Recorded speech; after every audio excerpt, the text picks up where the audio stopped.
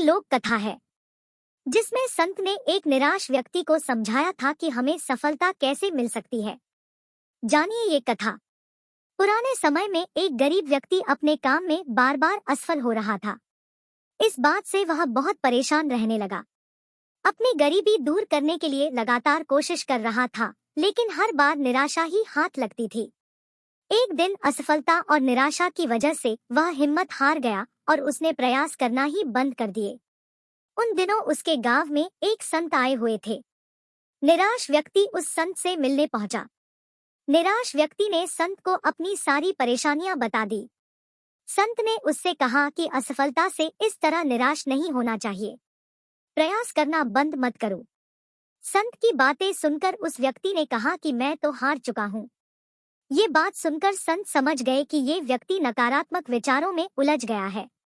संत ने उससे कहा कि मैं तुम्हें एक बच्चे की कहानी सुनाता हूँ। इस कहानी से निराशा दूर हो जाएगी। संत ने कहानी सुनानी शुरू की।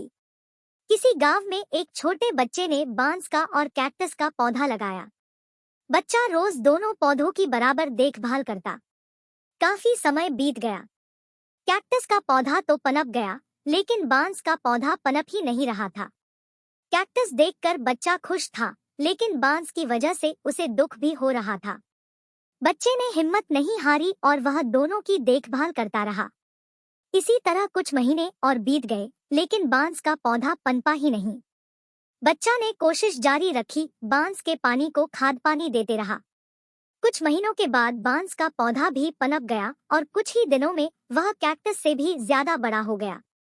संत ने निराश व्यक्ति को समझाया कि दरअसल बांस का पौधा पहले अपनी जड़ें मजबूत कर रहा था, इसीलिए उसे पनपने में थोड़ा समय लगा।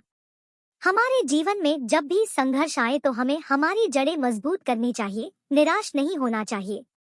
हमें अपने काम का लगातार अभ्यास करते रहना चाहिए।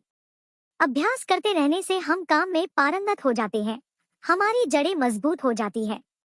इसके बाद हम बड़े बड़े लक्ष्य हासिल किए जा सकते हैं।